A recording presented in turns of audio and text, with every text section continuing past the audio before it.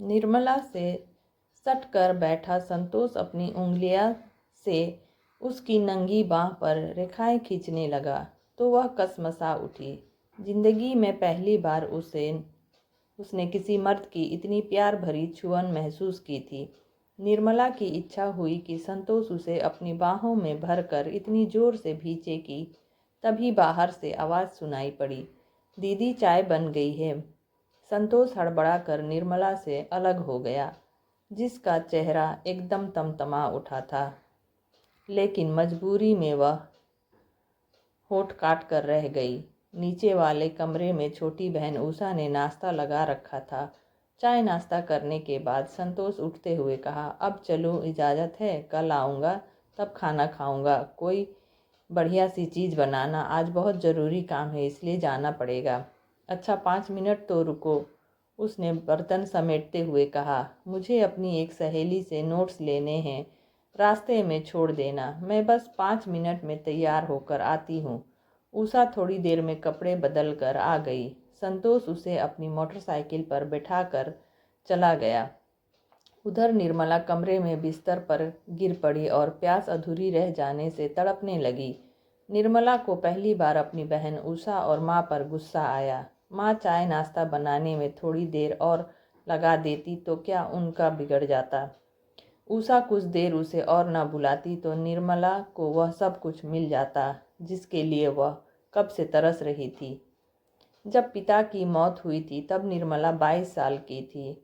उससे बड़ी कोई और औलाद न होने के चलते बीमार माँ और छोटी बहन उषा को पालने की जिम्मेदारी बिना कहे ही उसके कंधे पर आ पड़ी थी। निर्मला को एक प्राइवेट फर्म में अच्छी सी नौकरी मिल गई थी। उस समय उषा 10वीं क्लास के इम्तिहान दे चुकी थी, लेकिन उसने धीरे धीरे आगे पढ़कर बीए में दाखिला लेते समय निर्मला से कहा था, दीदी माँ की दवा में बड़ा पैसा खर्च हो रहा है, तुम अकेले कितना बोझ उठाओगी। मैं सोच रही हूँ 2-4 ट्यूशन्स कर लूँ तो 2-3 हज़ार रुपये बड़े आराम से निकल जाएंगे, जिससे मेरी पढ़ाई के खर्चे में मदद हो जाएगी। तुझे पढ़ाई के खर्च की चिंता क्यों हो रही है, मैं कमा रही हूँ ना, बस तू पढ़ती जा, निर्मला बोली थी। अब निर्मला 30 साल की होने वाली थी। 1-2 साल में उषा भी पढ़ लिख कर ससुराल चली जाएगी तो अकेलापन पहाड़ बन जाएगा। लेकिन एक दिन अचानक मौका हाथ आ लगा था तो निर्मला की सोई इच्छा अंगड़ाई लेकर जाग उठी थी। उस दिन दफ्तर में काम निपटने के बाद सब चले गए थे। निर्मला देर तक बैठी कागजों को चेक कर रही थी। संतोष उसकी मदद कर रहा था।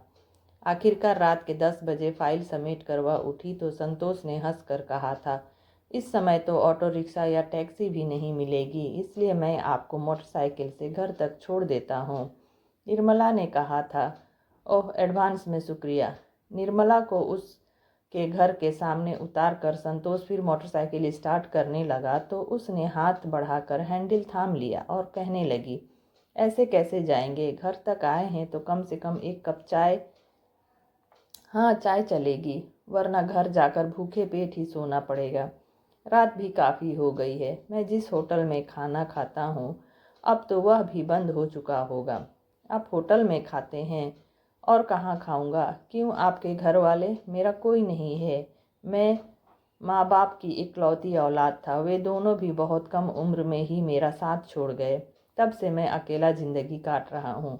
संतोष ने बहुत मना किया लेकिन निर्मला नहीं मानी थी। उसने ज़बरदस्ती संतोष को घर पर ही खाना खिलाया था। अगले दिन शाम के 5 बजे निर्मला को देखकर मोटरसाइकिल का इंजन स्टार्ट करते हुए संतोष ने कहा था, आइए बैठिए। निर्मला ने बिना कुछ बोले ही पीछे की सीट पर बैठकर उसके कंधे पर हाथ रख दिया था। घर पहुंचकर उसने फिर चाय पीने की गुजारिश की तो संतोष ने 1-2 बार मना किया, लेकिन निर्मला उसे घर के अंदर खींच कर ले गई थी। इसके बाद रोज का यही सिलसिला हो गया। संतोष को निर्मला के घर आने या रुकने के लिए कहने की जरूरत नहीं पड़ती थी। सब ने उसे भी जैसे परिवार का एक सदस्य मान लिया था।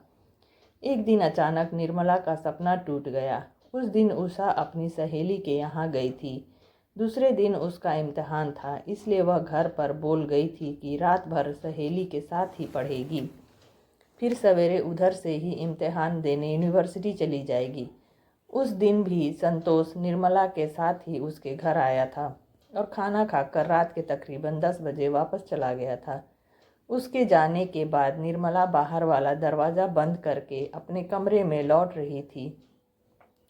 तभी माँ ने टोक दिया, बेटी तुझसे कुछ ज़रूरी बात करनी है। निर्मला का मन धड़क उठा। माँ के पास बैठकर आंखें चुराते हुए उसने पूछा, क्या बात है माँ? बेटी, संतोष कैसा लड़का है? वह तेरे ही दफ्तर में काम करता है, तू तो उसे अच्छी तरह जानती होगी। निर्मला एकाएक कोई जवाब नहीं दे सकी। माँ ने कांपते हाथों से निर्मला का सिर सहलाते हुए कहा, मैं तेरे मन का दुख समझती हूँ बेटी, लेकिन इज्जत से बढ़कर कुछ नहीं होता। अब पानी सिर से ऊपर जा रहा है, इसलिए। निर्मला एकदम तिलमिला उठी। वह घबरा कर बोली, ऐसा क्यों कहती हो माँ?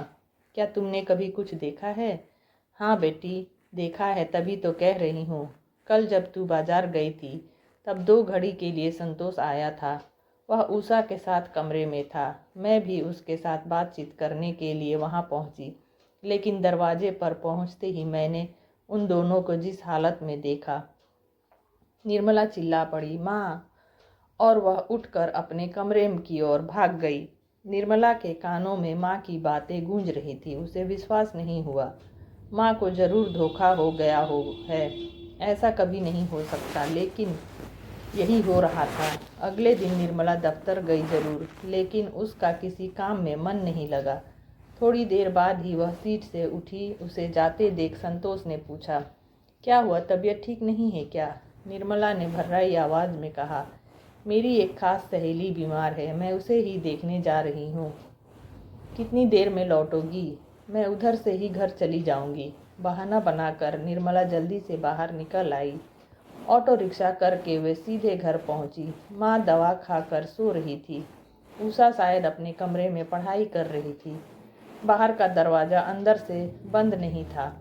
इस लापरवाही पर उसे गुस्सा तो आया, लेकिन बिना कुछ बोले चुपचाप दरवाज़ा बंद करके वह ऊपर अपने कमरे में चली गई।